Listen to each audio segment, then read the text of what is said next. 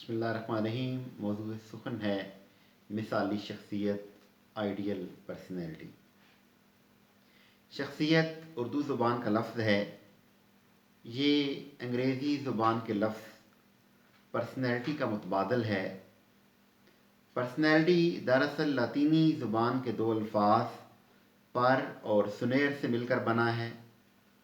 पर का मतलब है ज़रिए और सुनेर का मतलब है बोलना, यानी किसी फ़र्द की गुफ्तगू के ज़रिए उस शख्स का अंदाज़ा लगाना। हज़रत अली शेर खुदा रज़ी अल्लाह ताला अन्हु फरमाते हैं कि गुफ्तगू करो ताकि पहचाने जाओ। एक दफ़ा हज़रत अली शेर खुदा रज़ी अल्लाह ताला अन्हु तशरीफ़ फरमा हैं, साथ में कुछ सहाबा किराम रज़ी अल्लाह ताला अन्हु भी तशरीफ़ फरमा हैं। एक नया शख्स महफ़िल में दाखिल हुआ और सलाम करके बैठ गया। थोड़ी देर के बाद वो लोग जो वहाँ पे मौजूद थे उनमें से एक शख्स ने नए आने वाले शख्स से पूछा, आपका क्या तारुफ है? तो हज़रत अली शेर खुदा रज़ी अल्लाह ताला अन्हु फरमाते हैं, आप थोड़ी देर खामोश रहते, जब ये साहब गुफ्तगू करते इनका तारुफ हो जाता।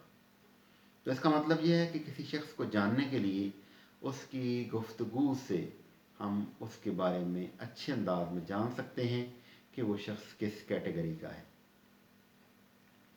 इसी बात का तज़किरा शेख सादी रहमतुल्लाह अलैह अपनी किताब गुलस्तान सादी में भी करते हैं। वो लिखते हैं कि ता मर्द सुखन न गुफ्ता बाशद, ऐबो हुनरश न हफ्ता बाशद। जब तक आदमी ने बात न की हो उसकी खूबियाँ और ख़ामियाँ छुपी रहती हैं। अब सवाल ये पैदा होता है कि क्या इंसान की शख्सियत में सिर्फ़ गुफ्तगू ही एक ऐसा अंसर है जिसकी बिना पे हम उसकी शख्सियत का अंदाज़ा लगा लेते हैं? डॉक्टर इकबाल रहमतुल्लाह अलैह शख्सियत की गुफ्तगू के साथ साथ किरदार को भी फोकस करते हैं। वो लिखते हैं कि इकबाल बड़ा उपदेशक है, मन बातों में मोह लेता है, गुफ्तार का गाजी तो वो बना, किरदार का गाजी बन न सका। तो इसका मतलब यह है कि इंसान की शख्सियत में उसकी गुफ्तगू के साथ साथ उसके किरदार की भी बड़ी ही अहमियत है। क्रो एंड क्रो के मुताबिक शख्सियत में 4 चीज़ें शामिल होनी चाहिए। नंबर 1, जिस्मानी ढांचा, फिज़िकल स्ट्रक्चर, उसका कद काठ, रंग रूप, फिज़िकल ब्यूटी, ये सारी की सारी चीज़ें इंसान की शख्सियत में शामिल हैं। दूसरी बात जो है वो है ज़हनी सलाहियतें, कि उसके अंदर सोचने और समझने की सलाहियतें कितनी हैं। कोई इंसान इस दुनिया में कितना कामयाब है, वो कितना ज़हीन है, इस बात का अंदाज़ा इस बात से लगाया जा सकता है कि जो शख्स ज़िंदगी में पेश आने वाले मसाइल को जितने अच्छे अंदाज में और जितनी जल्दी हल कर लेता है उतना ही ज़्यादा वो ज़हीन होता है। तो शख्सियत में दूसरा पॉइंट जो है वो ज़हनी सलाहियतें हैं। तीसरा पॉइंट है इस्तेदाद या इस्तेदाद कार, कि उसके अंदर काम करने की सलाहियत कितनी मौजूद है। और चौथा पॉइंट है जज्बाती सतह। हम अक्सर कुछ काम कुछ बातें इस तरह कर जाते हैं जो जज्बात पर मबनी होती हैं। हम गलती कर लेते हैं और बाद में माजरत कर लेते हैं। तो एक अच्छी शख्सियत में जज्बाती सतह से वो कंट्रोल होता है और अपने जज्बात को अच्छे अंदाज में कंट्रोल करना जानता है।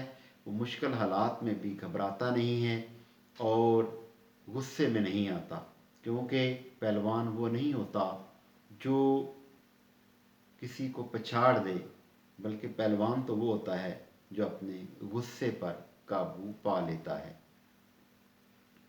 अब हम देखते हैं कि इंसान की शख्सियत के अनासर कौन कौन से हैं।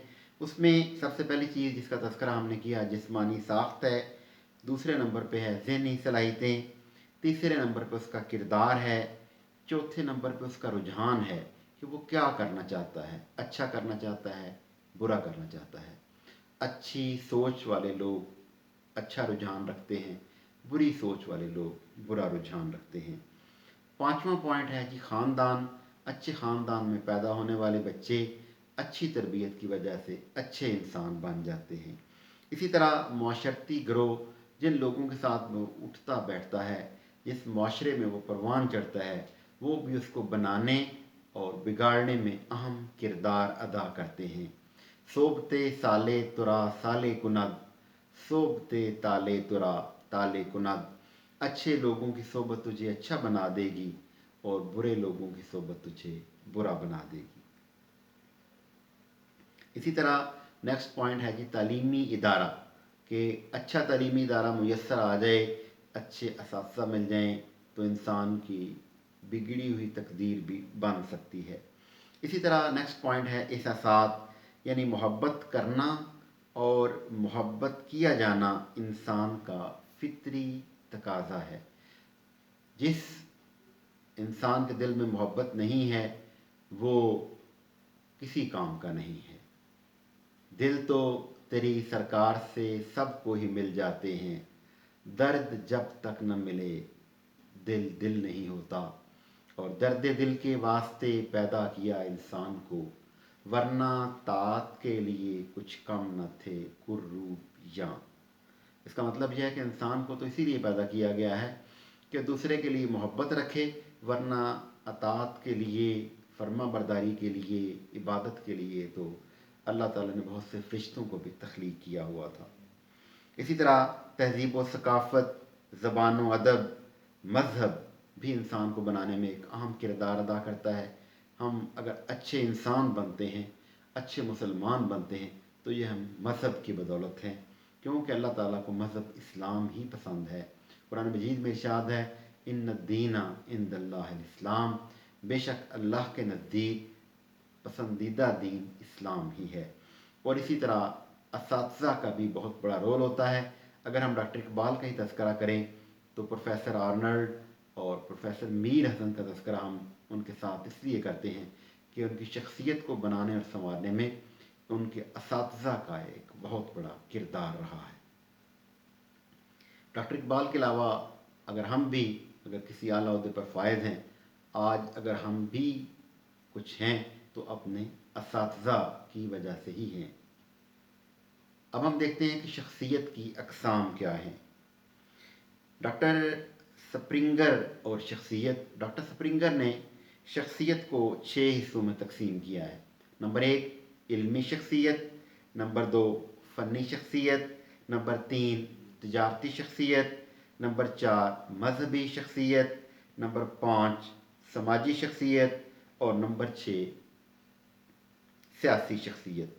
اب ہم سب سے پہلے دیکھیں گے کہ علمی شخصیت کیا ہے، اس کے اندر کون کون سے لوگ ہوں گے۔ حکماء، علماء، فلسفی، دانشور، مصور، نقاش اور سائنسدان، یہ علمی شخصیت ہیں۔ اب فنی شخصیت میں کاریگر، انجینئر، فنکار، صنعت تراش، گلوکار وغیرہ شامل ہیں۔ اسی طرح تجارتی شخصیت میں وہ افراد جن کا رجحان اور دلچسپی تجارت اور کاروبار کی طرف ہوتا ہے۔ اسی طرح مذہبی شخصیت، مذہبی علماء، مذہبی رہنما، مجتہدین اور روحانی پیشوا اس کے اندر آئیں گے۔ اسی طرح سماجی شخصیت میں جو عوام کی فلاح اور انسانیت کی خدمت کے میں زندگی گزار دیتے ہیں، مثلا عبدالستار ایدھی۔ اور اسی طرح سیاسی شخصیت جو اپنی صلاحیتوں کی بنا پر سیاسی امور میں دلچسپی لیتے ہیں۔ اسی طرح ڈاکٹر ینگ نے شخصیت کو 2 حصوں میں تقسیم کیا ہے۔ وہ لکھتے ہیں کہ اندرون بین شخصیت ہوتی ہے ایک، جس کو ہم کہتے ہیں انٹروورٹ پرسنالٹی، اور بیرون بین شخصیت ایکسٹروورٹ پرسنالٹی۔ اب ہم دیکھتے ہیں کہ انٹروورٹ پرسنالٹی کے اندر کون کون سے لوگ آئیں گے۔ یہ دنیا سے متاثر ہونے کی بجائے اسے متاثر کرنے کی خواہش رکھتے ہیں۔ اس میں صوفیہ اکرام، فلسفی، شاعر، آرٹسٹ اور ادیب شامل ہوتے ہیں۔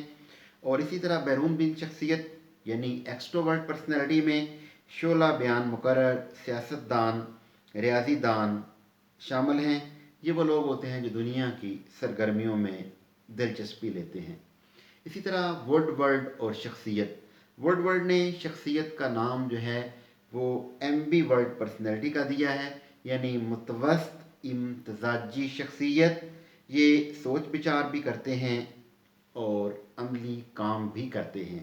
ابھی ہم نے شخصیت کے مختلف عناصر کا تذکرہ کیا، شخصیت کی اقسام کا تذکرہ کیا، اب میں اس کائنات کی سب سے مثالی شخصیت کا تذکرہ کرنا چاہوں گا، اور میری نظر میں اس کائنات کی سب سے مثالی شخصیت سرکار انبیاء صلی اللہ علیہ وآلہ وسلم کی شخصیت ہے، جو والضحیٰ کے چہرے والے ہیں، واللیل کی زلفوں والے ہیں، مازاق کے کاجل والے ہیں، علم نشرح کے سینے والے ہیں، ید اللہ فوق ایدیہم کے ہاتھوں والے ہیں، وما ینطق عن الہوا کی زبان والے ہیں، مدثر کی چادر والے ہیں، اور مزمل کی بکل والے ہیں، جن کے بارے میں یہ کہنا چاہوں گا کہ سر سے لے کر پاؤں تک تنویر ہی تنویر ہے، گفتگو سرکار کی قرآن کی تفسیر ہے، سوچتی تو ہوگی دنیا مصطفیٰ کو دیکھ کر، وہ مصور کیسا ہوگا جس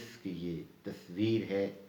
اور اسی طرح پیر میر علی شاہ بھی خاموش نہیں رہے، وہ لکھتے ہیں کہ صورت نو میں جان آکھاں کہ جان جہان آکھاں، سچ آکھاں تے رب دی شان آکھاں، جس شان تھی شاناں سب بنیاں۔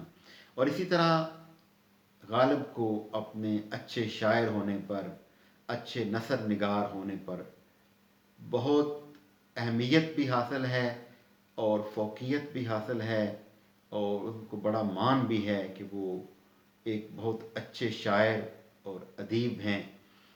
تو غالب نے بھی سرکار انبیاء صلی اللہ علیہ وسلم کی تعریف لکھی، ایک لمبی نعت لکھی، اور لمبی نعت کے آخر میں ایک شعر لکھا جس میں انتہائی بے بسی کا اظہار کرتے ہیں۔ وہ لکھتے ہیں کہ غالب ثنائے خواجہ بے یزداں گذاشتیم، کیا ذات پاک مرتبہ دان محمد است۔ وہ کہتے ہیں کہ غالب میں اپنے آقا و مولا حضور نبی کریم صلی اللہ علیہ وسلم کی تعریف اپنے رب پر چھوڑ دیتا ہوں، کیونکہ وہی ایک ایسی ذات ہے جو آپ صلی اللہ علیہ وآلہ وسلم کا مرتبہ اور مقام جانتی ہے۔